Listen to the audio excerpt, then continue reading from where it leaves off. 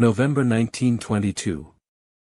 Deep in Egypt's Valley of the Kings, a team of archaeologists broke through a sealed doorway that had remained untouched for over 3,000 years. What they found inside would capture the world's imagination. But some say it also unleashed something far darker. This is the story of the Curse of the Pharaohs, one of history's most famous legends.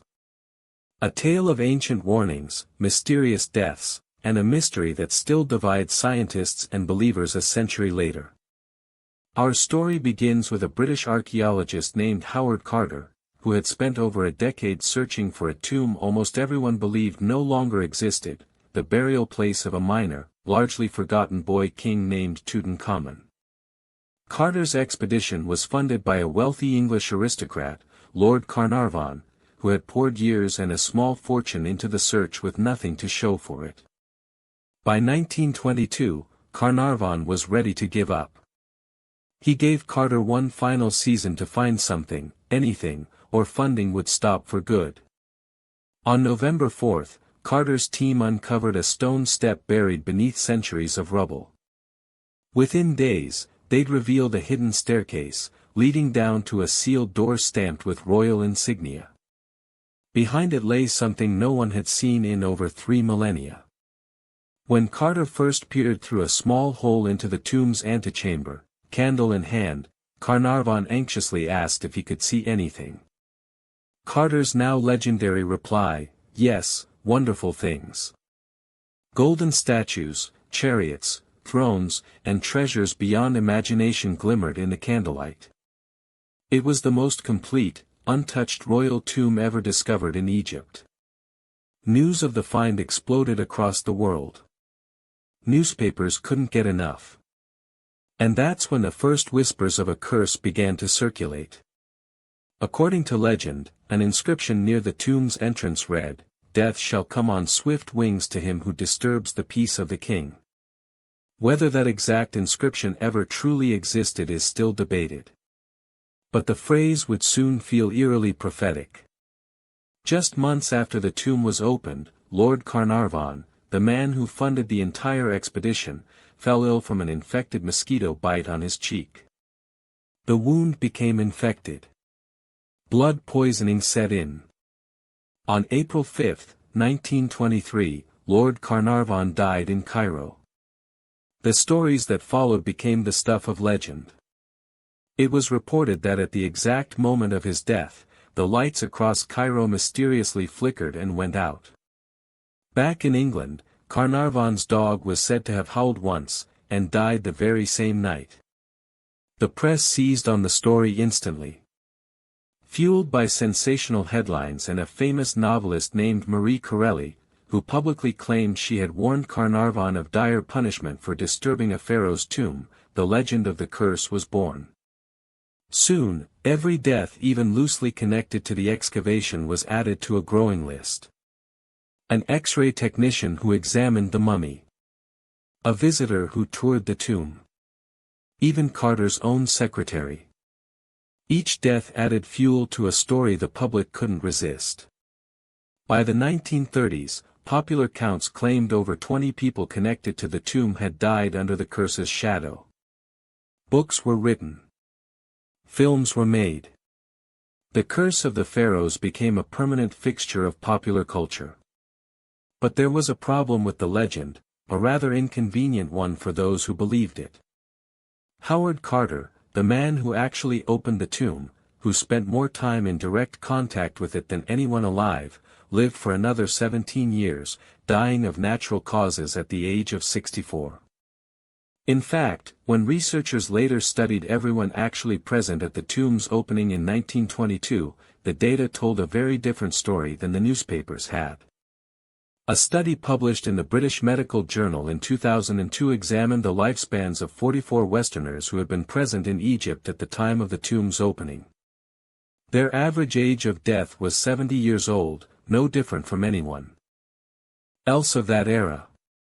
So if there was no actual curse, why did so many people connected to the discovery seem to fall ill or die? Science offers a far more grounded, and in some ways, equally fascinating explanation. Ancient tombs, sealed for thousands of years, can become breeding grounds for mold spores, particularly a toxic fungus called Aspergillus flavus. When disturbed, these spores can become airborne, and if inhaled, may cause serious respiratory illness in people with weakened immune systems. Some researchers have also pointed to naturally occurring radon gas, a radioactive substance that can accumulate in poorly ventilated, enclosed stone chambers. Long-term exposure has been linked to respiratory problems and increased health risks. Ancient linen wrappings and organic materials used in mummification could also harbor centuries-old bacteria, dormant but still capable of causing infection once exposed to open air and modern lungs unaccustomed to them. In Lord Carnarvon's case specifically, historians now believe his death had a far simpler explanation. He was already in famously fragile health, having survived a serious car accident years earlier that left his lungs and immune system permanently weakened. A minor infected mosquito bite, which might have been a small inconvenience for a healthy person, became fatal for a man whose body was already struggling. Tragic, certainly. But not supernatural. So why does the legend of the curse still capture our imagination, over a century later? Psychologists point to something called confirmation bias, the tendency to notice and remember information that fits a story we already want to believe, while ignoring everything that doesn't. The press in the 1920s had every incentive to keep the curse story alive. It sold newspapers. It captured a public fascinated by the exotic and the mysterious, in an era still recovering from the trauma of the First World War. Interestingly, ancient Egyptians did sometimes inscribe genuine warnings inside tombs, though not quite the dramatic curses Hollywood would later imagine. These were meant to deter grave robbers, a very real and constant threat in ancient Egypt. Tomb robbing was, in fact, one of ancient Egypt's most serious crimes, punishable by death. Protecting a pharaoh's eternal resting place wasn't superstition to the Egyptians. It was a matter of religious and political survival. The true dangers robbers faced inside these tombs were very real, but entirely earthly: hidden shafts, collapsing chambers, false passages designed to confuse intruders, and structurally unstable ceilings built specifically to trap the unwary. As for Tutankhamun himself, the boy king whose tomb sparked a century of legend, his true legacy has nothing to do with curses at all. His golden mask, his treasures, and his story have become one of the most significant archaeological discoveries in human history.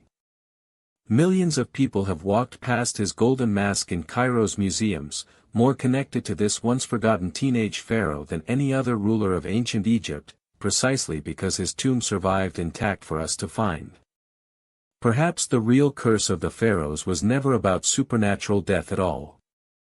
Perhaps it was a warning about something far more human, our endless temptation to disturb, exploit, and sensationalize the past, rather than simply learning from it.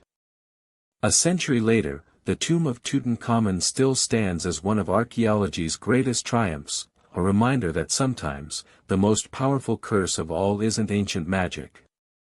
It's the stories we choose to believe.